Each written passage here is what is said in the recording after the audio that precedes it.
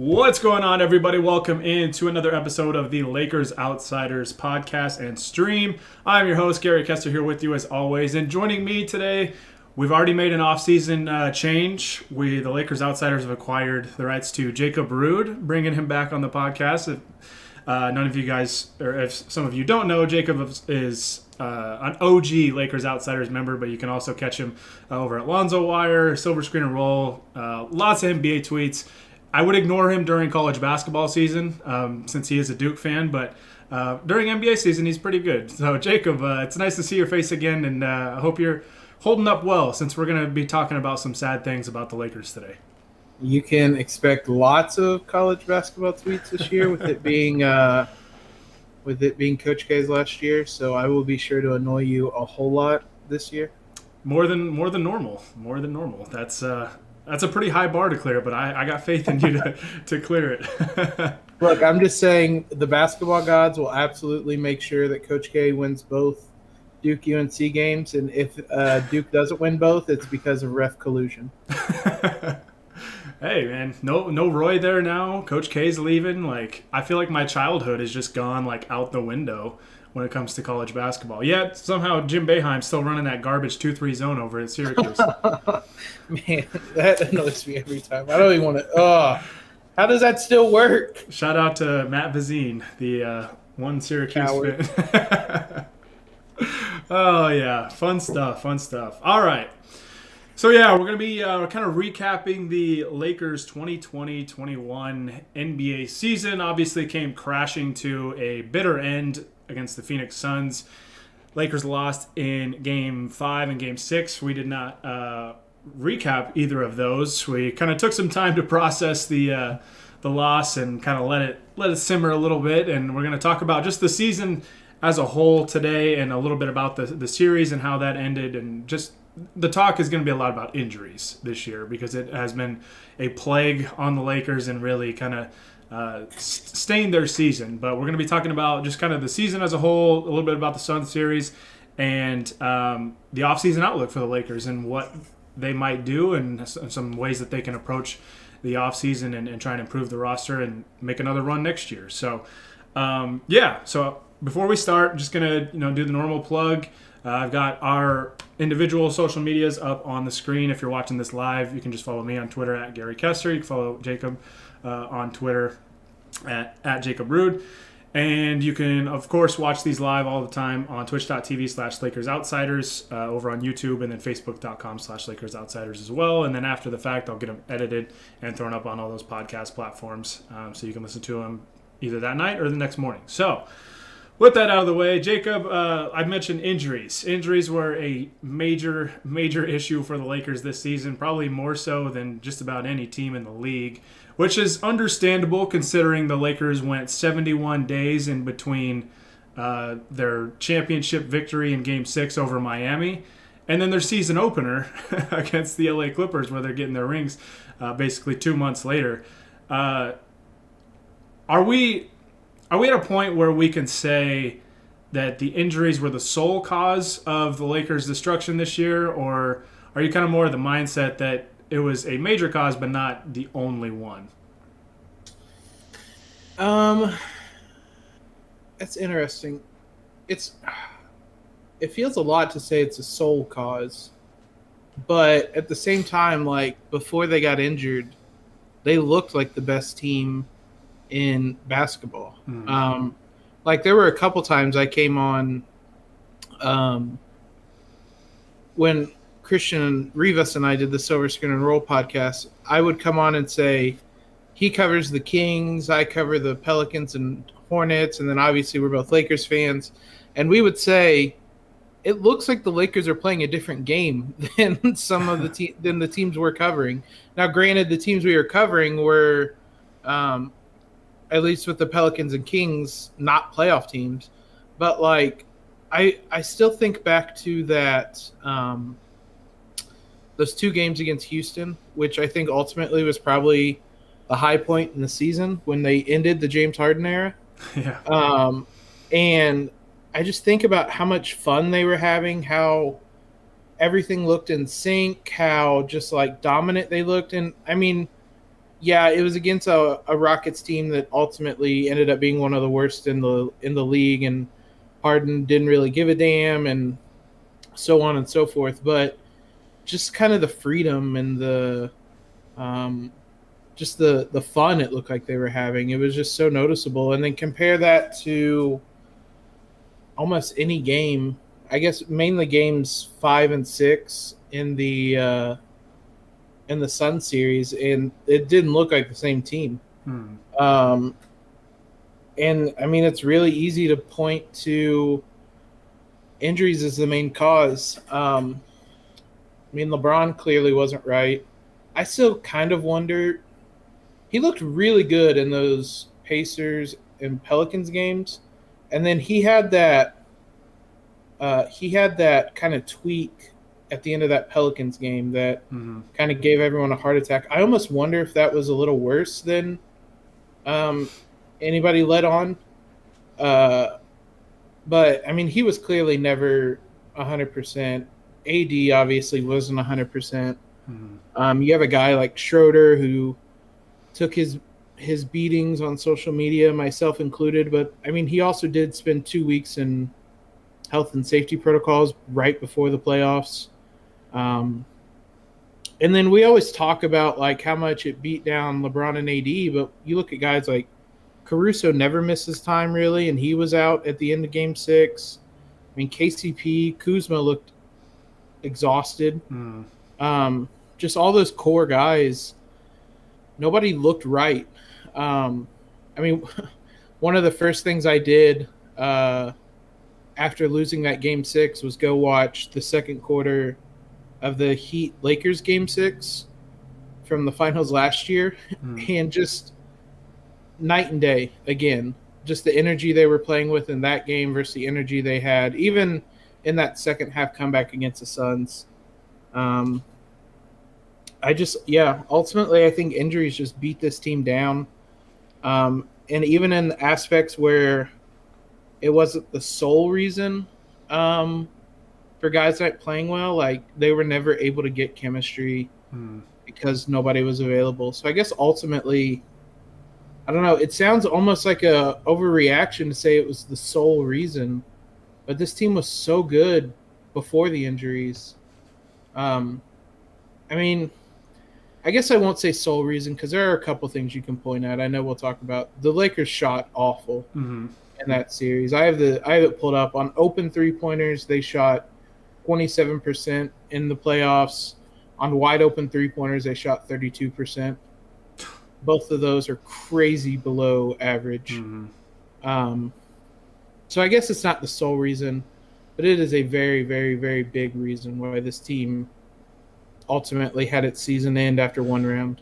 Yeah, my thing with the injuries is they're not the sole reason; they are the primary reason. Because, like you said, Jacob, this team was 21-6 with Anthony Davis looking just completely out of shape, not really himself, and they just still look dominant. They look like the best team in the league.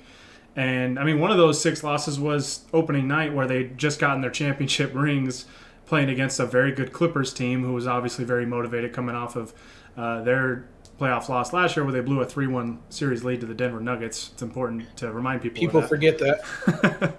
But, so, I mean, they were so good, and that was with 2 months of rest, right? So they were at least, like, relatively fresh, not, obviously after a full offseason or anything like that. But I'll try not to rant too long about this because I have a lot of thoughts on it, but to me, the injuries were the primary reason, and the injuries also they branched off into other issues for this team. So when I think about the championship team from 2 seasons ago now, that team had I think the biggest difference was not only the health of the team. The team did stay healthy and stayed healthy pretty much in the playoffs, which is, I think this served as a reminder that health is it's such an important part, that winning a championship is so hard as is, that you got to be a little lucky with your health, because the Lakers obviously in the Denver series, not that I thought that they would lose the Denver series anyways, but Jamal Murray gets a little hobbled in that series. The finals, Dragic goes down game 1, Bam Adebayo misses a game, stuff like that. So part of it is luck. And Golden State, even as good as they were, had some injury luck along the way. And then when they lose to the Raptors, they had all the bad injury luck in that series, right? They lose Durant, they lose Cousins, they lose Clay. Like, that's just part of it. And that's part of what makes winning a championship so hard.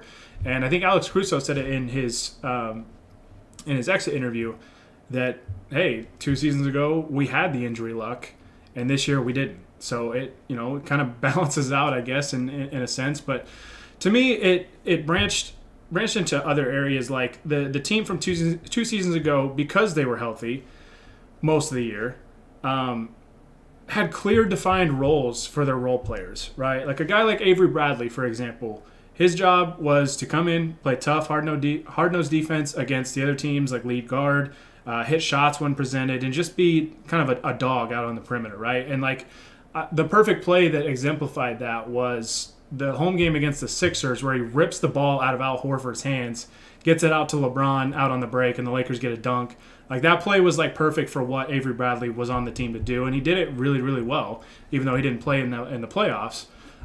Dwight Howard, come in, defend, rebound, be a physical presence inside, and be a guy that can finish around the basket, be a lob target. He did that perfectly. Caruso, his role, KCP, play good defense, hit open shots. He did it really well. And you could just go down the list of guys on that team. Everybody filled their roles. You had your 2 superstars, and everybody had clear, defined roles. This year, it was so hard for them to do that because Anthony Davis was out, so you had to automatically shuffle the lineups. And then LeBron goes out, and all of a sudden it's like, okay, Dennis Schroeder, we need you to basically step in and kind of be that LeBron guy. And then Taylor Horton-Tucker will come in and provide some support as well. And those are just a couple examples, but guys were constantly having to do more than I think that they're on the team to do. And one of my worries, I was thinking about, I was like, at the time, LeBron and AD might be kind of fresh coming into the playoffs, right? Because they're getting time to actually rest and recover.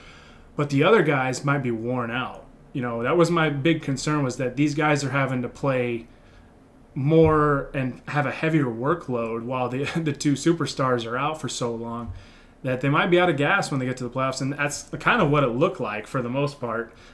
Even though the Lakers were up 2-1 in the Suns series and were in a pretty good position to go up 3-1, and then Anthony Davis goes down and the whole series just changed after that. So I do think that was the main reason why the series flipped. But I think the injuries they branched into a number of areas like that, where guys were playing kind of out of position. You couldn't develop the continuity that the year prior that team did, and the chemistry, because I think the team had pretty good chemistry off the court.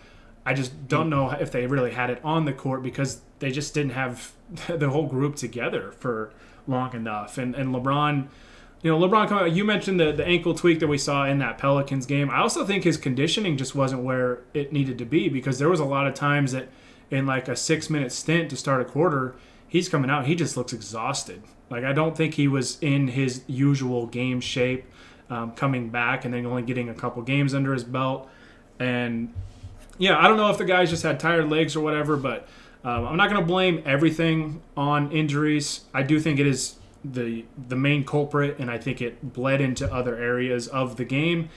But at the end of the day, guys got to make shots. And I think when we talk about the playoff series, if the Lakers just shoot like league average on some of these wide open threes, because the Suns were just, and it's why they neutralized LeBron to a certain extent, was because they just had, the guy, whoever was guarding LeBron, and then 4 guys basically standing in the paint waiting for him, because nobody else could make any shots. So injuries were a huge factor, obviously, but just missing shots in the playoff series. And I was really hoping to be wrong about that, and because my only issue with the roster going into the season was this team might be kind of streaky from the 3-point line. Like, they've got a lot of guys that can make threes, but they got guys that can also go on stretches where they're not going to make threes. And the way the season started, guys were making threes. Maybe it was due to fresh legs and all this stuff, but as the season just wore on more and more and more, they just didn't. The shooting started to really wane, and it bled into the playoffs, and they just couldn't hit shots. And when you play against a team that can hit threes and shoots them pretty damn well with the guys that they have. It's a recipe for disaster, which is crazy to say because, like I said, before Anthony Davis goes down, the Lakers had a real shot to go up 3-1 in that series. So it was just, I almost feel like the AD injury in the playoff series was just like the final knockout punch where it just kind of broke the team's spirit in a sense, where they're just like, man, like we just can't catch a break. And maybe even Dennis Schroeder as well, because he was so good in the 2 wins in the series, but then at the end of game 3, he did tweak that ankle and then just didn't look good after that. And I think part of that was he didn't trust his jumper, but I don't know how much the ankle played a role there and just how tired the guys were. It was a pretty big theme in the exit interviews, was just the injuries and how tired they were and how they're kind of looking forward to a full offseason. And yeah, so those are my thoughts on it. I think the injuries, obviously, with the time missed, but it bleeds into so many other areas that it's really hard to ignore. I do think there's something to the AD injury just kind of being the final deflating factor. I mean, for me personally, it was. I was listening to, was that game 4 that Sunday, and honestly, after game 3, when LeBron's clowning on Jay Crowder, and it really looked like LeBron and AD were healthy, and the Lakers had kind of gotten some of that swagger back and whatnot, and then they came out pretty fast to start game 4. But yeah, as the Suns were coming back, as it sounded pretty clearly like AD wasn't already he was already hampered, and then he goes down. Mm-hmm. It just felt like everything just kind of deflated, and there is a mentality or a mental side of that, because like honestly, my thought was, if this is actually a groin injury, which everybody knew it was, like, then that's it. Like, this season's done, because I mean, we saw with LeBron how long it took to get a groin injury to heal his first season in LA. Yeah, and that derailed like the whole season, because they were, cooking at that point, because they just kicked the crap out of Golden State on Christmas night, and were 4th in the West, I think, and then it just derailed everything after that. Yeah, so I mean, we saw how much that derailed everything, how long that took to come back from. So when he went down and they were saying it was a groin injury, I just kind of chalked it up at that point. Like, maybe we get by the Suns, maybe LeBron goes supernova, which even that I was doubting, and maybe we squeak past the Suns, but we were never going to – AD was never going to be back fully healthy, and we were never going to have enough to win the title. So I had kind of chalked it up. Obviously, I'm not one of the Lakers, so I was hoping they would have a different mindset. But that Game 5, it certainly didn't seem like they had a different mindset. And I said in Game 6, the only thing I really wanted was to not go out with a blowout, which I was really worried about after the first quarter. But they fought back and made it respectable. But that just the mental side of losing AD like that, and knowing that he's probably done for good, that's kind of a blow that's hard to come back from, especially given everything else that had happened this season with injuries. Yeah, I was proud of how they fought back in Game 6, and I think really the perfect summation of the whole series was they kept battling. I think they got back within 10 after being down almost 30. And they had a number of wide open threes that could have been big momentum plays, and just couldn't get those to drop when they got like within like 10 or 12. And like they were just like, there were plays you could sense the crowd ready to just erupt and really get the energy going and elevate and really make a real push to come back and win that game. Just couldn't get those like big haymakers to land. And that was just kind of a perfect encapsulation of the series when AD was healthy and playing, obviously Game 6 aside, because he just shouldn't have been out there. But I applaud his effort and his heart for trying to to play. Screw Charles Barkley, by the way, for clowning him and then saying he shouldn't have been out there. You don't get to play both sides of that coin. But, yeah, so I credit AD for that. I'm just glad that the Lakers, showed some heart in that game because they were severely undermanned. I mean, KCP hurt as well, and he's gutting it out. And, LeBron obviously not right. Guys tried, at least, to make a run because they very easily could have just packed it up when they went down a large amount of points and just said, screw it, let's go in the offseason, let's rest up and get healthy. So I was proud of them, but, yeah, just tough, man. It's just tough because it sucks when you have a team that has a legit shot to win it all, and injuries just kind of derail everything. But I will say credit to the Phoenix Suns because they noticed, and I think this was the difference, another difference in the series too. Even though Chris Paul gets hurt in Game 1, and the Lakers ended up going up 2-1 in the series. When Chris Paul got hurt in Game 1, the Lakers didn't seize that opportunity. It was still a feel-out game for them. The intensity really wasn't there. When the Suns saw Anthony Davis go down, they took over the second half of Game 4. Lit up Game 5, lit up Game 6. So credit to them. They saw a wounded animal and went in for the kill. And, they deserve a lot of credit for that. And the Suns are really good. I don't want it to sound like, the Lakers only lost because they got hurt. I think it played a major role. But the Suns are a really, really good team, too. Yeah, that's exactly what I was about to add. Like, when I say that was the sole reason, injuries were the sole reason the Lakers lost, that's unfair on the Suns because I underestimated them coming into this series. And we talk about how much the Lakers didn't have any continuity. That's exactly what the Suns had. Mm-hmm. And again, talking about injury luck, the Suns just didn't miss anybody throughout the season, really. Especially in that starting five. Like, that starting five has played the whole season together. Right. And there's a lot of value to that, especially in a matchup against the Lakers. They were kind of the antithesis of what the Lakers were in that they had all this continuity.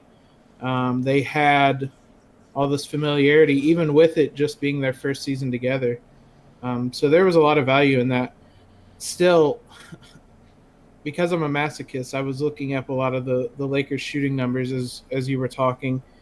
So in the Suns series, they had 100. It's 179. We'll call it 180 open or wide open 3-point attempts. So an average of 30 a game. That is what the Clippers averaged this season. In terms of open and wide open attempts, and the Clippers were the best 3-point shooting team in the league. Mm-hmm. Unlike the Clippers, the Lakers shot an average 9 of 30 on open or wide open 3-point attempts.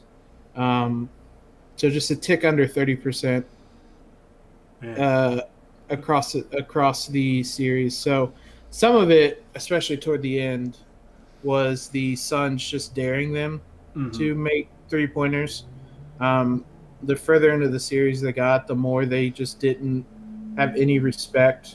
The last game, the Lakers had 32 open or wide open 3-pointers and were 9 of 32. Yeah, just brutal. That's 28%. They were 5 of 20 on wide open 3-pointers. Which kind of goes to your point about them. It always felt like there was one more shot they needed to hit to really kind of bust open the floodgates. And they could never get it. And they were open looks. That's what it was so frustrating. But, yeah, I don't know if it's a product of, like, the roster or if it's just so many guys were so tired or just, like, kind of the randomness of a playoff series. Because, I mean, all the talk last year was about how the Lakers basically just needed to shoot league average. I think it was 33 or 35% in the playoffs, and they were undefeated. Uh-huh. So I don't imagine that stat was the same this year, but yeah, if they could just get to league average I mean, game 1 certainly is different.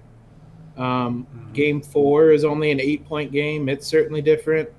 And then, I mean, even game 6, I know a lot of it's in hindsight, but I mean, we're talking about how it felt like they were right there, right, real close, and just couldn't get over the hump. So many of these games are so different if they can just be an average shooting team. So it'll be interesting to see how much they address that this offseason. But that's what, to me, made this such a frustrating series. Just missing open shots, and then, I mean, injuries just inherently are something you can't control.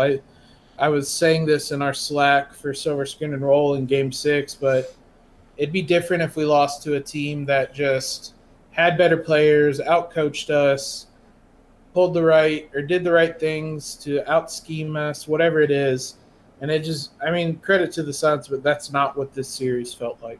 Yeah, like it took a massive, massive swing once AD went down. And part of the issue with the shooting, too, was I think the Lakers had 2 guys that shot threes pretty well in the series. One was LeBron and one was Marc Gasol, if I remember correctly, percentage-wise. And the issue with that is one of those guys can't be the guy that is supposed to be setting up everybody else, right?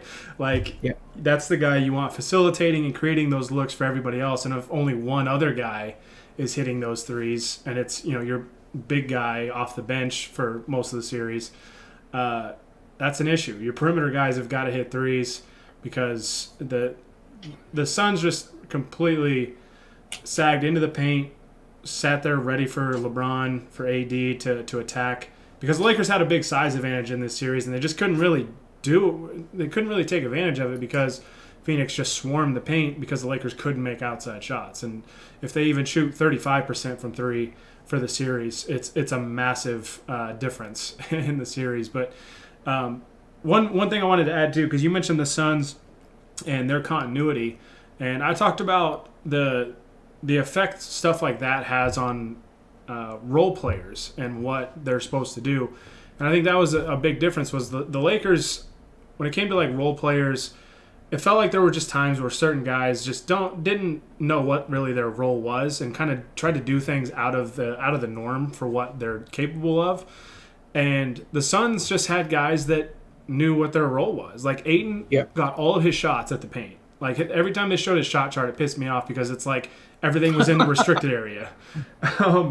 But like credit to him, like he knew what his role was. He knew what his role was on offense. He was going to be a pick and roll big. He's going to, get shots around the rim. The Lakers continually lost him because they couldn't contain pick and rolls and dribble penetration. Cameron Payne was a pain, literally, in that regard. And Mikal Bridges hits threes. Devin Booker obviously is a star. Chris Paul, even though wasn't 100%, could still play defense, could still orchestrate the offense and do stuff like that. So it annoys me when people say the Chris Paul and AD injury were a wash.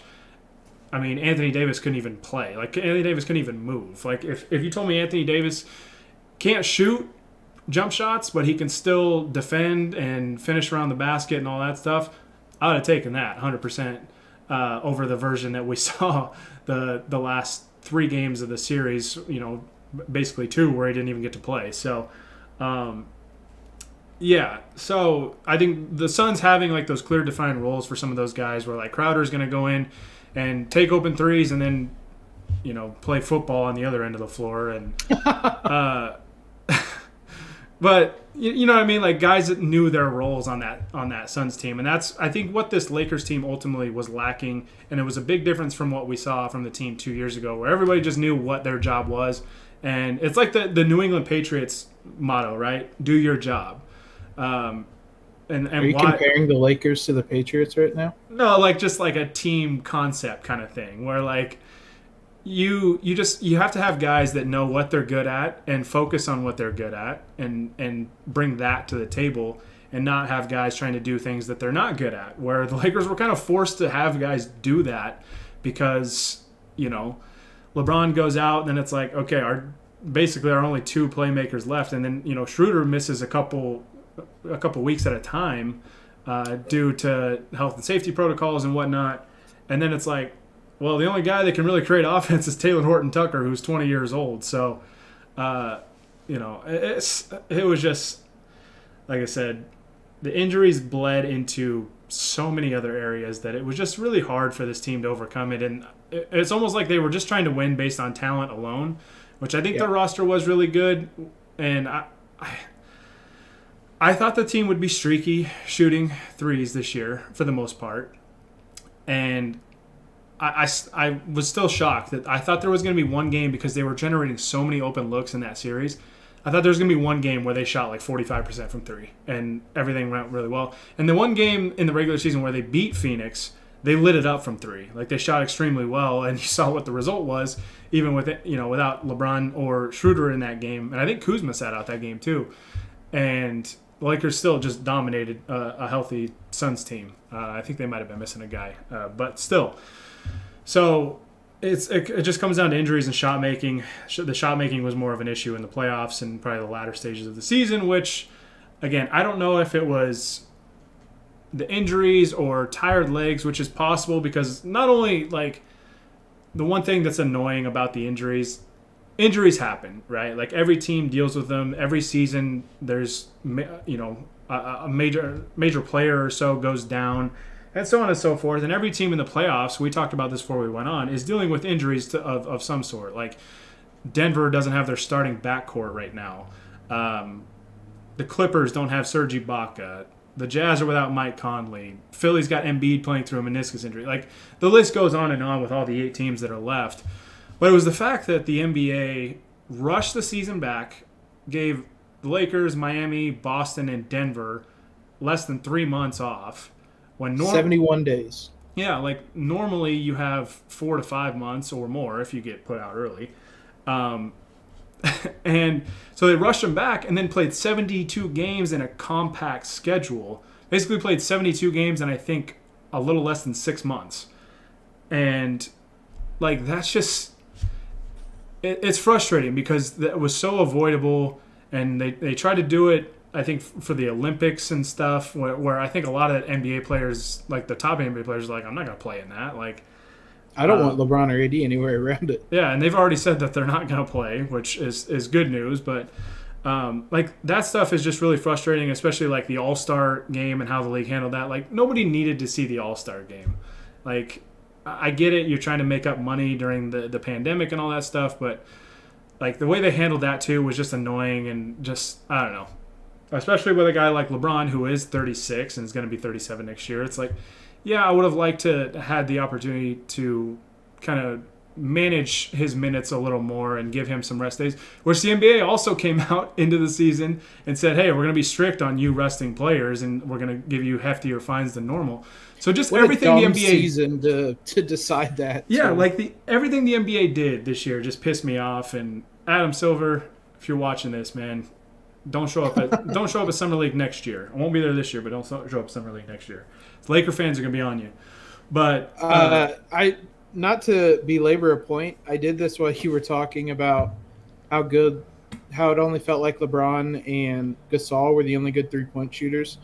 Do you want to take a guess how the non-LeBron and Gasol Lakers shot from 3 in this series? I feel like there was like at least 3 guys that shot under 20%. So yeah, I mean, if I had to guess, like 27%.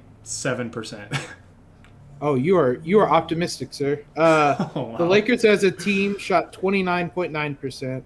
LeBron and Gasol shot a combined 42.3%, which meant the non-Gasol LeBron Lakers shot 24.6% from 3. Oh.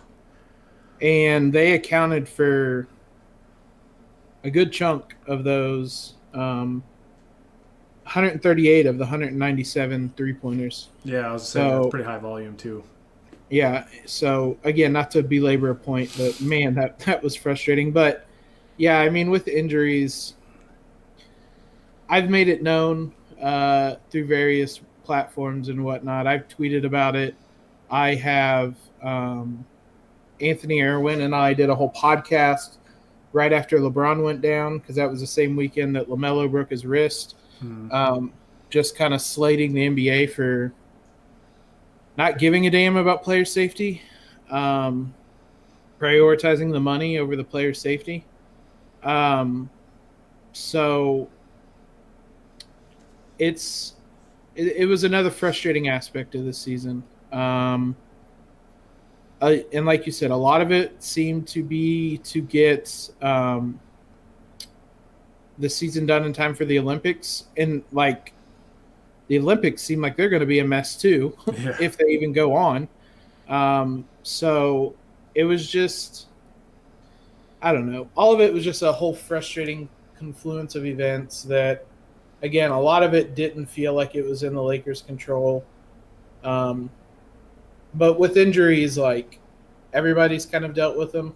As you said, like, if you just look at the teams left in the postseason, like Brooklyn obviously has Harden out. Mm-hmm. Milwaukee lost DiVincenzo. Utah doesn't have Conley. Philly with Embiid. DeAndre Hunter just went out today. Mm-hmm. I think it was today. Phoenix has had Chris Paul banged up. Denver doesn't have Jamal Murray.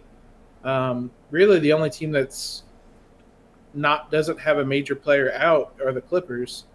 Well, they're without Ibaka right now too. Oh yeah, duh. Yeah, I totally see. He hasn't played in so long that I forgot about him. Yeah. So yeah, he's out too. So yeah, literally every team is without like a major contributor, and that was the case. It felt like for every team throughout the season. So I don't know. Baxter Holmes had the piece. I was just about to bring that up. Yeah. Yeah, had the piece on Tuesday where teams feared kind of the long-term effects of what this season will have on players, and rightly so. Like, this was a grueling, demanding season that it just didn't need to be. It didn't feel like. Like, I realize even if you want to get it done in time for the Olympics, just play a shorter schedule. Yeah. Like, it did. I know that the 72 games was all because of regional TV rights and money. Like, that, if the NBA wanted to, they could have got around that, basically. Yeah. And so they chose money over player safety. They'll have to pay for it in some way. It may mean more injuries and more long-term effects. I really hope the players hold this over the owners in the league at the next collective bargaining agreement. Yeah, man, it's frustrating. A lot of like soft tissue injuries, like you said in that Baxter Holmes piece, and could have lingering effects moving forward. So hopefully not, and hopefully these guys are okay and can stay relatively healthy next year, and hopefully they get a full off season. The finals, I think, are slated for like mid-June, or to wrap up around mid-July. And I don't think there's really any word on when the next season is going to start. If they start it late October like they normally do, you could see some similar issues with maybe the 4 semifinalists or the 2 finals teams having a short off season again, and that would be frustrating. And if they don't, I mean, if they push it out a little farther, then hey, the Lakers get more time to rest and maybe come back and can stay healthy next year and make another run at it. So speaking of next season, let's talk about, before we get out of here, let's talk about the offseason and the outlook for this team. We've obviously talked about the shooting woes in the latter stages of the season and into the playoff series with the Suns. So obviously the Lakers are going to need to do something about shooting, whether it's adding another guy or two to be reliable and consistent from the three-point line to help their spacing and stuff like that. And we'll later on in the offseason, we'll get into kind of specific targets and stuff like that. But one of the consistent sentiment we saw, I think, with all these players in their exit interviews was wanting to run it back with this group. And they wanted and Wesley Matthews was probably the primary component of it. Was he badly wants to not only be back, but he wants this group to come back. I was surprised to see Dennis Schroeder basically said he wanted to be back, considering he's a free agent. And there's obviously a list of guys that are free agents, whether it's restricted free agents, unrestricted free agents, whatever. So Lakers do have some decisions to make, but would it be a mistake for this team to run it back? Or obviously we're anticipating some tweaks at least here and there, even if they do. But can the Lakers run this thing back next year and with the same group and still win a title? Man, I'm really split on this because, I mean, we talked about how good they looked during the regular season. With just 2 months off. Yeah. And so if you look at it, man, I really don't know. I've went back and forth on it a lot. The fact the players are so eager to do it means that maybe there's something to it. But everybody probably feels that way, especially with how this season ended, the frustrating way we just talked about. They all probably want to have a shot at this when they're healthy and kind of prove that it was the injuries that screwed them over. But also, there were a lot of flaws in this roster. Like, I really like Trez. I don't know. I mean, ultimately, when it came to like winning time and playoff time, he was a non-factor. Same with Drummond. I think it's a pretty big message to the front office that in a must-win game, Drummond didn't play. And then, I mean, we talk about missing open shots, which some of it's bad luck, but like they didn't really have a lot of knockdown shooters. KCP can be that guy. As you kind of said, he's kind of streaky, kind of the nature of the team. Wes Matthews can be somewhat of a knockdown shooter. He had a couple games, couple stretches, even in the playoffs, where he looked really good. But like outside of that, they don't really have a lot of shooting. So like, as much as I would love to see this group get a second chance at it while healthy, I don't know about running it back. The other problem you run into is that like they don't have a lot of options. If Trez turns down his player option, they're only going to have the taxpayer mid-level exception, which is about half of what the full mid-level is. And there's not going to be a lot of guys available for that. Schroeder, as frustrating as a close to the season as he had, like if they let him walk, it's not like they're going to have $20 million to spend elsewhere.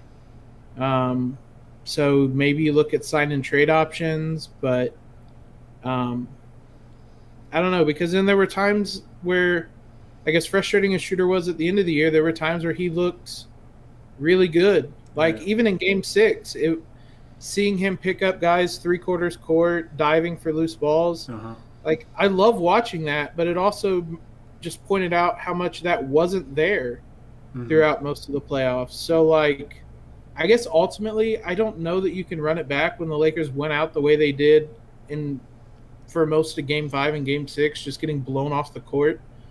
I don't think you can run it back with that group. I think some of it's going to be taken out of their hands. I'd be kind of surprised if Trez comes back. Even with the money he's making, I think somebody will give him that across more years. I wouldn't be surprised if Marc Gasol retires. So some of it might be taken out of their hands, but I don't know. Right now I would say don't run it back, but ask me in a week and my answer might change. See, I was kind of at that point when the series ended where I said we got to make some pretty big changes, I think, to this roster. But then hearing some of the players talk about how badly they want to run it back, and I really thought obviously there's got to be tweaks. It can't be the same exact group. But I think the foundation is there and it's strong. And I think the Lakers could run it back with the core group. I think you could bring back guys like Wesley Matthews. I anticipate, at least I'm hoping, Alex Caruso is brought back. Taylor Horton better be. Taylor Horton Tucker's a restricted free agent, so I'm assuming he'll be back. And I think that is one thing to kind of keep in mind next year is like he took a pretty significant leap from year 1 to year 2. If he does something like that again from year 2 to year 3, that, I mean, it is almost like signing a significant free agent, so to speak, getting a player like that can create offense and do the things that he can do, and especially if he gets a little bit better defensively, because he definitely has some of the physical tools to really make an impact defensively with his length and his body and his strength and stuff like that. So I'm looking forward to his development. I would like to see him and Caruso back for sure. I don't think Trez comes back. I think just the way the series kind of went, and I wish we could have seen more minutes in the playoffs with Trez, with LeBron and AD, instead of more like a bench role where he kind of comes in with the second unit, because I think his strength would have been a little more. His strengths would have been a little more amplified with those guys, and his weaknesses might have been hidden a little bit more, especially defensively, if you have Anthony Davis back behind him to kind of help eliminate some of those mistakes. So I would have liked to see that more, but I do think Trez is going to be somewhere else next year. I think he does opt out, just because I don't think that the season ended the way he wanted to, and it kind of got phased out. He was kind of the odd man out in that big rotation until basically him and Drummond kind of were in that last game. But I wouldn't be surprised either if Gasol retires and maybe goes and plays a year in Spain with his brother. That'd be a lot of fun, actually.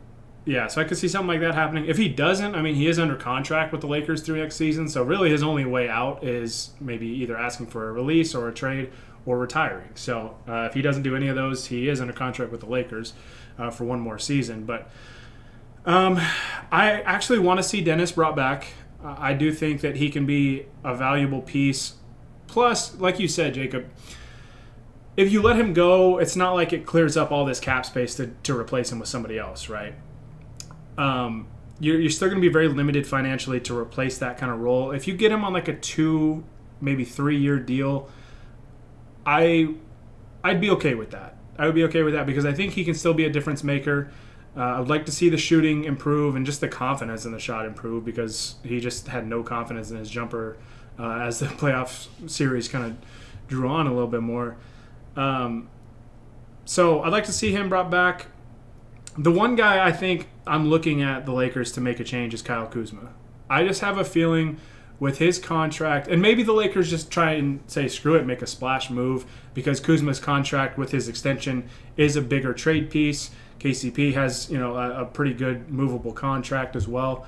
Maybe the Lakers try and get in like the CJ McCollum sweepstakes or something like that, or maybe there's a star that comes out and tries to force his way to LA, like a Bradley Beal or a Lillard. Those are obviously probably fantasy options at this point, but at one point I thought Anthony Davis was a fantasy option, and that turned into reality. So you never know in the NBA, especially looking at some of the superstar trades that we've seen maybe in the last couple of years. Like I revisited the Chris Paul trade and looked at that trade package and thought, that's all they gave up for Chris Paul?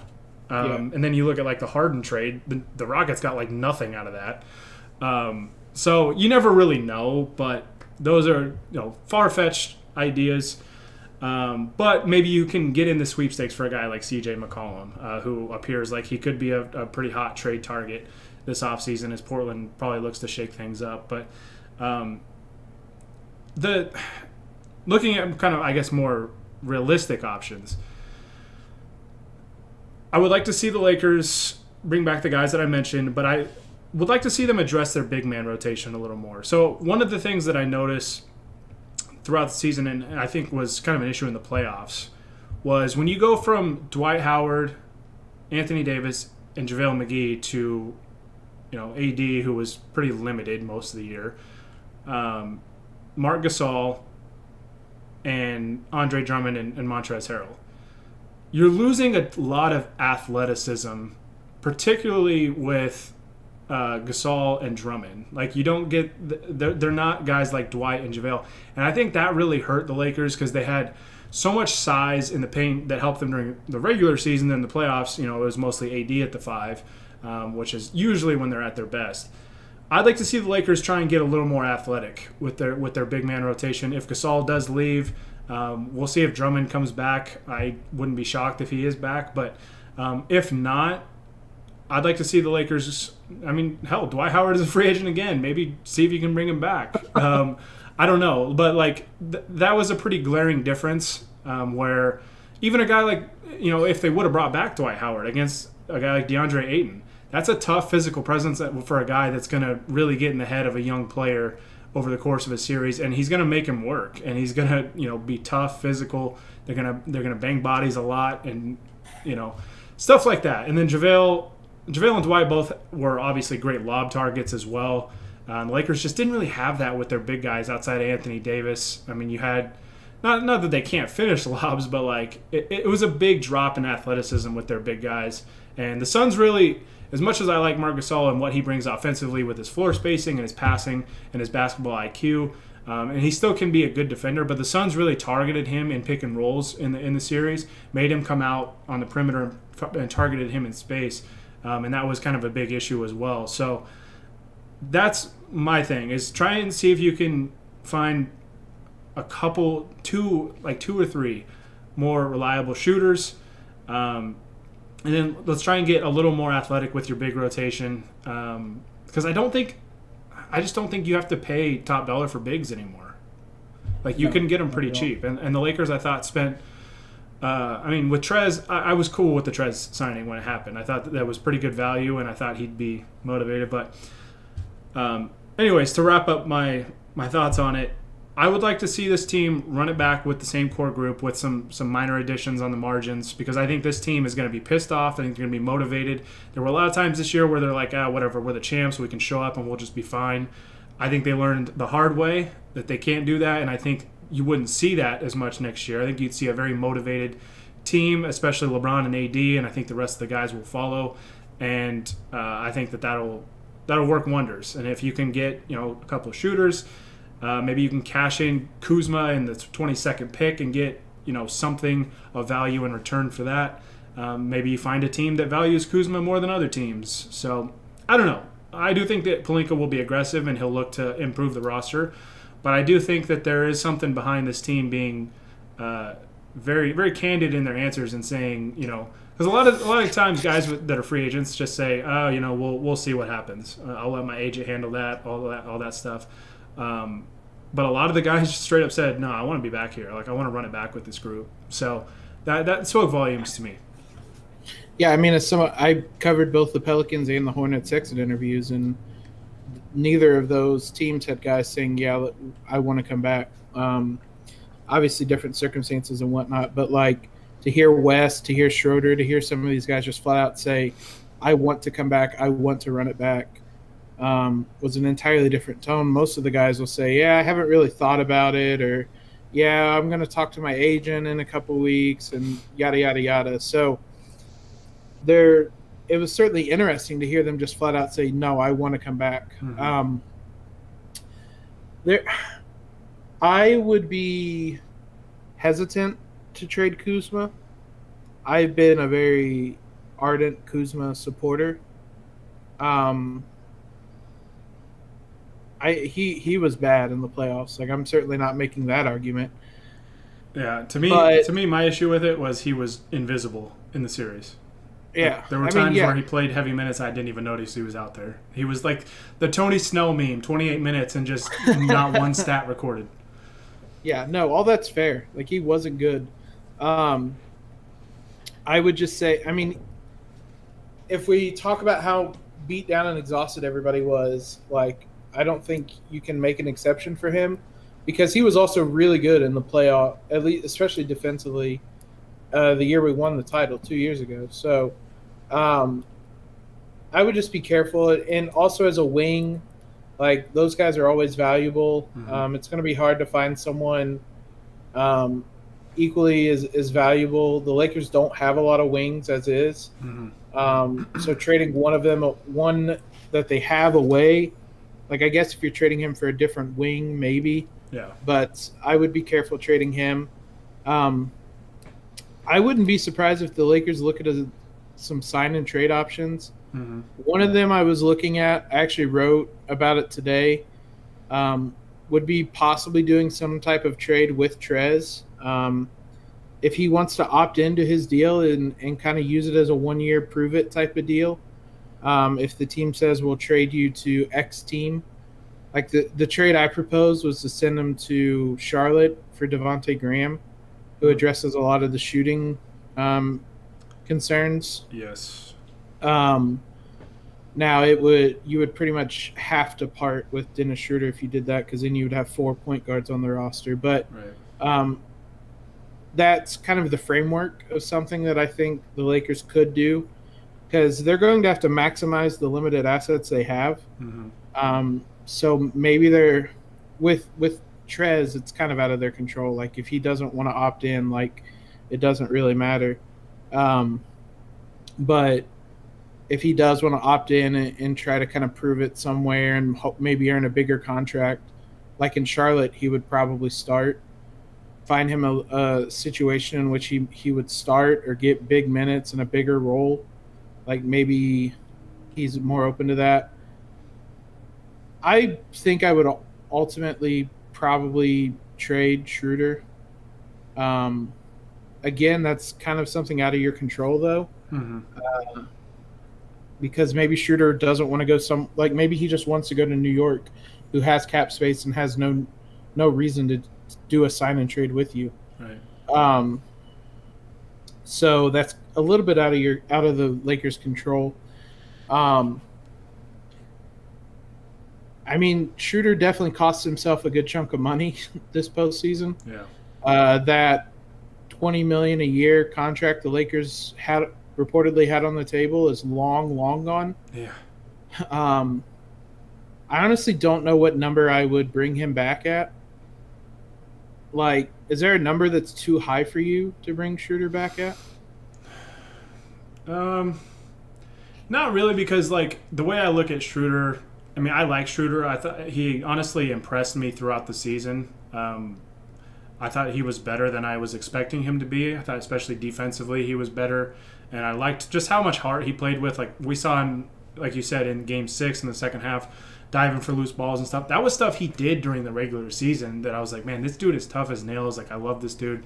But you know, when you kind of shrink in the in the playoffs, and he was great in their 2 wins, and he was bad in their losses. But the thing is, if you sign him to a big number, it's potentially a movable deal later on. So that's why I wouldn't be overly upset about it, because I think he is a good player, and I think his skill set can be very valuable, especially as you transition into LeBron's last few years, where you probably don't want him to have to create so much offense for you.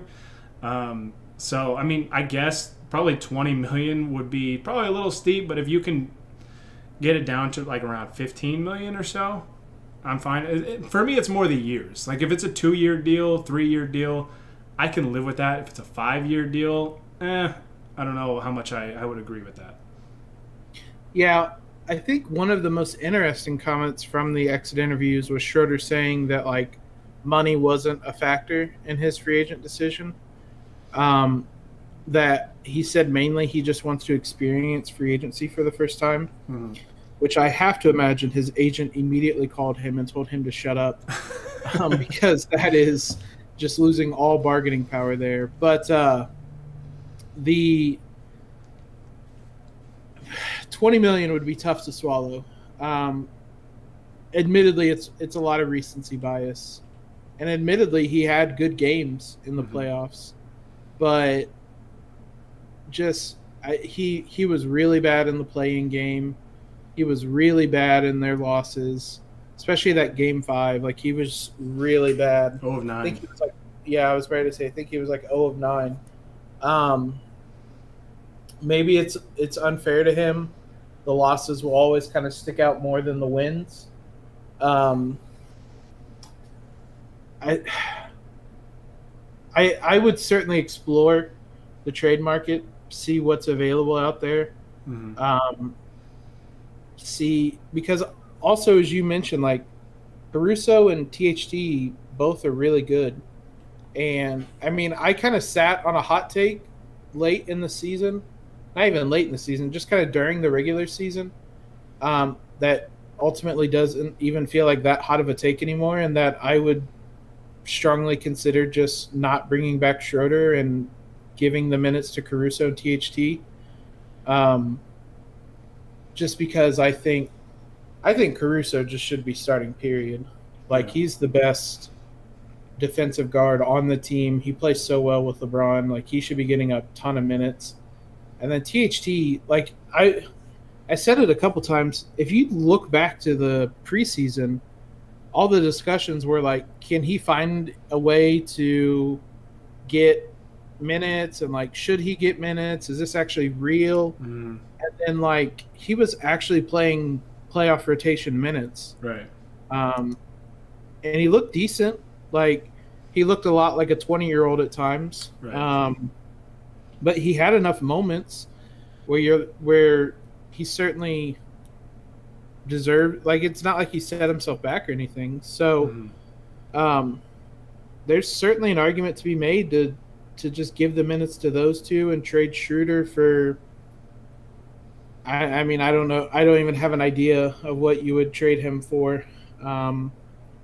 But at the number he's going to command in free agency, you could have some interesting options for bigger contracts. Right. Teams might want to get off of that you could swap him for. So I kind of joked, like, ultimately Dennis Schroeder's contract is going to look a whole lot similar to Lonzo Ball's contract. So you just want to do a sign and trade there. No, New Orleans would never do that. But I'm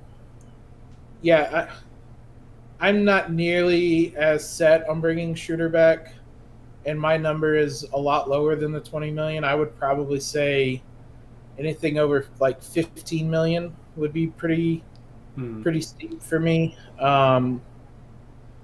But I mean, again, admittedly, I mean, there were times in the regular season, I think I tweeted at one point, where, like, there's times where I'm like, how is this guy worth $20 million? And then there's times where I'm like, literally just give him a blank check.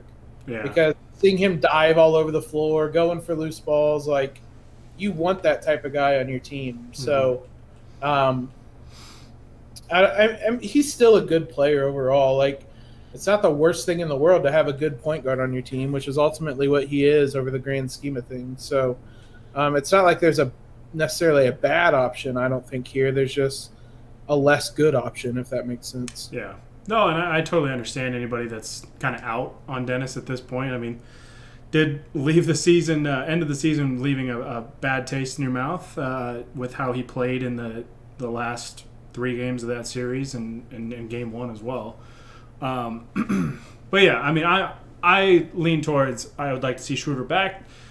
Just basically, it's just going to come down to price and years, right?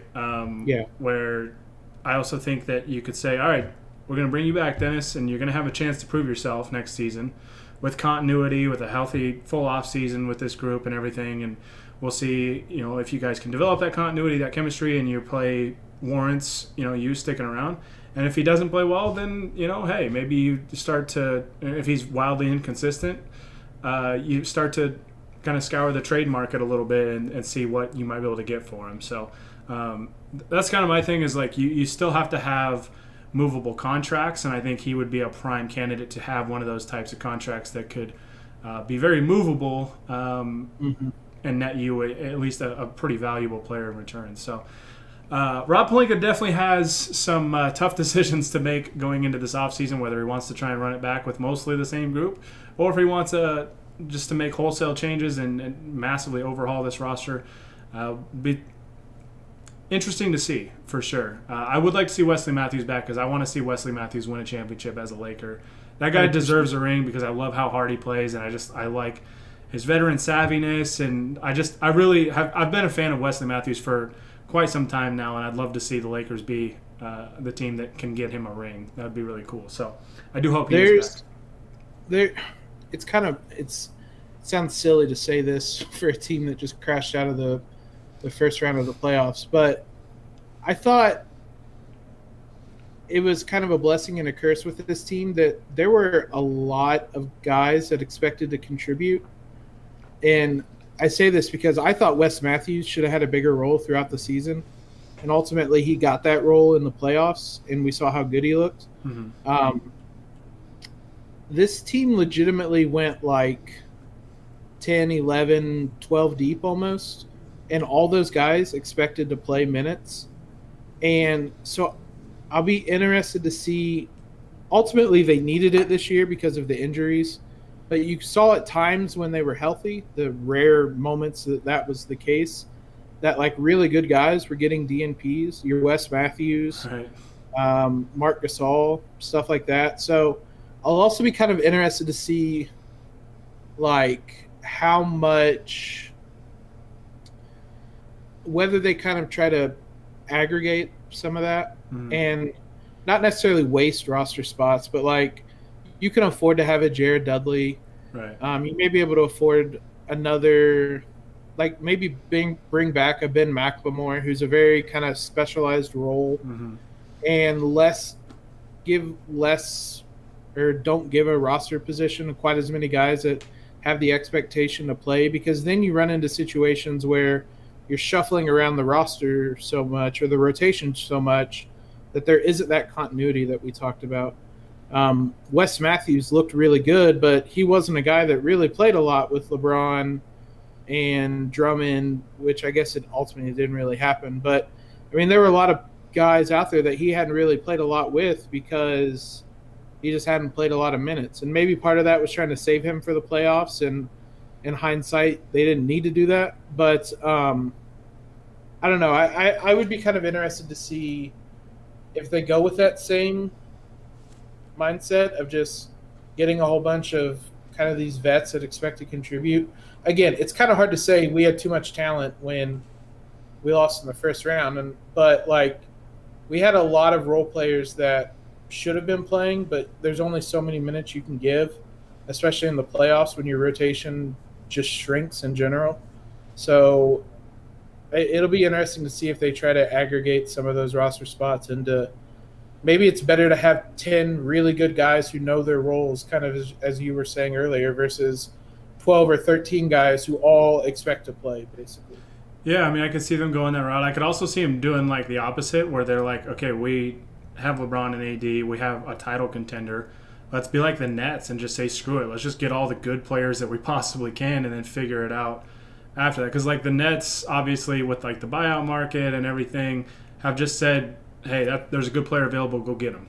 Like they were very aggressive, and you're seeing kind of their depth right now in the playoffs. And like, I mean, maybe you get a guy like Blake Griffin who tanked his way out of Detroit, and then all of a sudden looks like he's got very fresh, very young legs all of a sudden again. So interesting. So I mean, you could go either way. Like I don't think there's really a wrong way to go about it, but maybe they say, hey, maybe we don't, use up which I'm all for bringing back Jared Dudley, because I think you need those types of veterans, and like Markieff Morris, like guys that will call out your superstars, as we saw. I don't remember what game it was later in the year. I think it was the Golden State playing game, I think, where they said Dudley and Markieff Morris basically called out LeBron and AD and said, yo, get your shit together, let's go. Yeah. And then they played exceptionally well in the second half. So, you got to have those types of roster spots, I think. And, so, I mean, that's just part of the challenge of team building, is there's a very human element to all that stuff. So getting guys that, may be good players,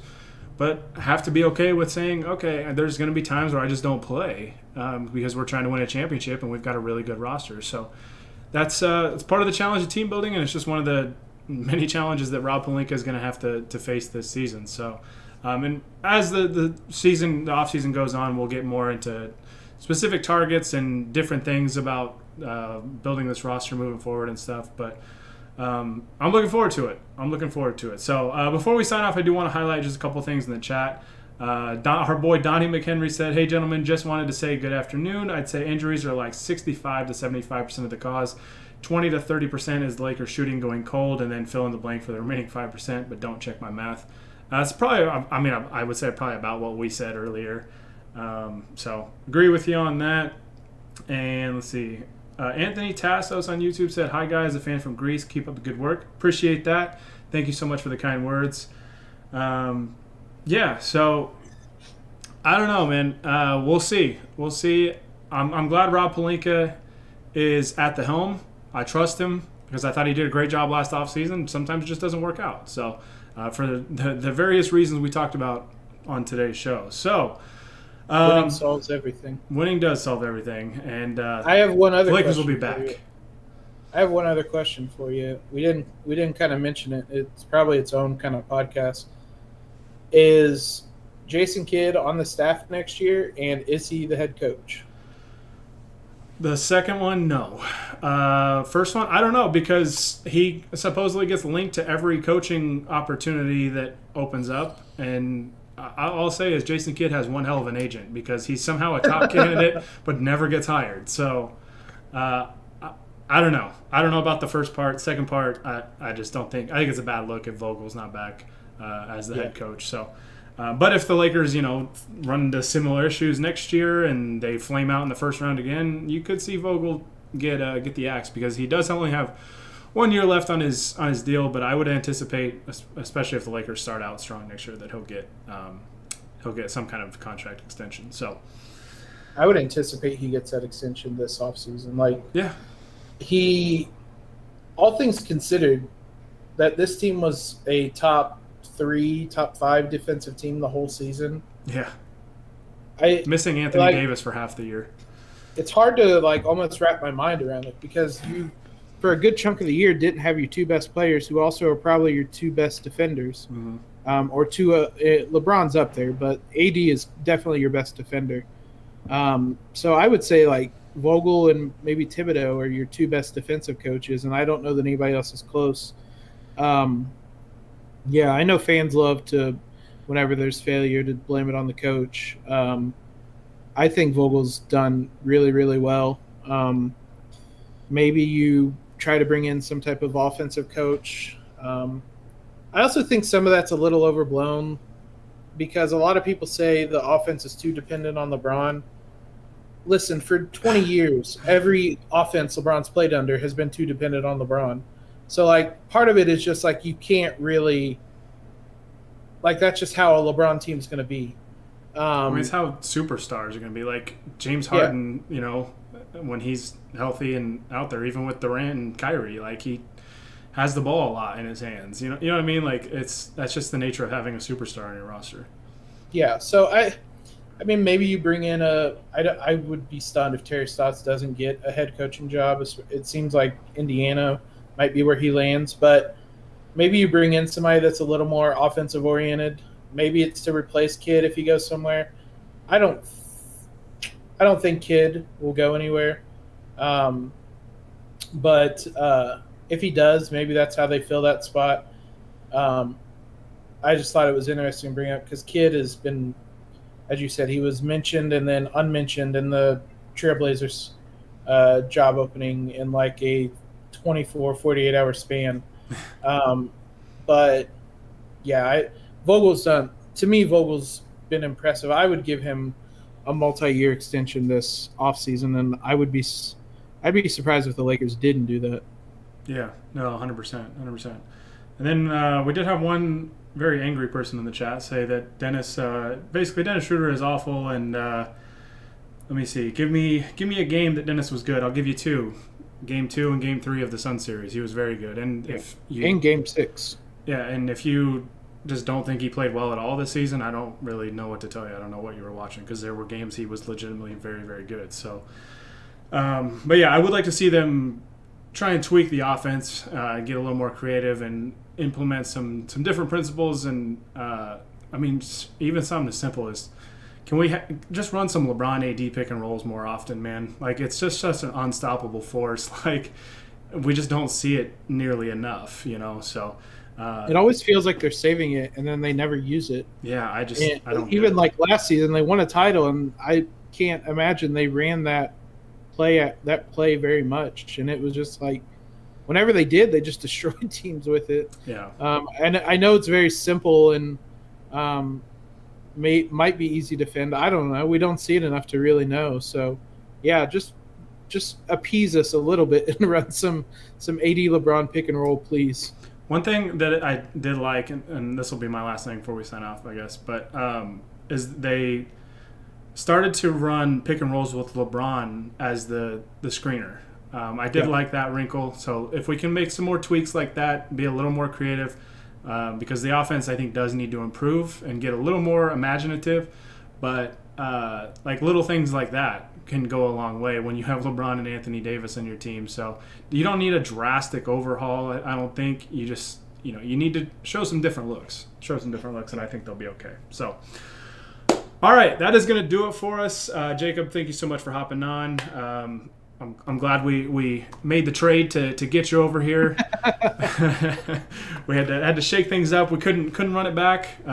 In all reality, Hani's spending some time. He says it's with family. He just might be in Cancun right now. I don't know. He does take a little while to respond to my text, so maybe the cell service isn't great down there. But yeah, no, I appreciate you hopping on, and I appreciate those of you in the chat, even those of you that might have showed up with more anger than I would have anticipated. But yeah, it was good to kind of vent a little bit about the injuries and the NBA and just how the season ended and stuff. So we'll be diving more into the offseason as we get deeper into the offseason and stuff like that. So we're going to see. I think free agency starts early August, and the draft is like the end of July. So Lakers have the 22nd pick, some key free agents, and Pelinka will be aggressive, man. Pelinka, one thing that we know about him is that he does not tolerate the Lakers not being excellent. He has said a number of times that he has a commitment to excellence, and that's what he wants to instill with the Lakers, and that's what they're about, and that's Dr. Jerry Buss's vision. And I'm happy that Pelinka is running the show. I got full faith in him. So, all right, we're gonna get out of here. Thank you guys again for those of you that watched live, and thank you for those of you that are gonna listen to this on those podcast platforms after the fact. But we're gonna get out of here. So with Jacob Rude, I am Gary Kester, and the Lakers Outsiders signing off.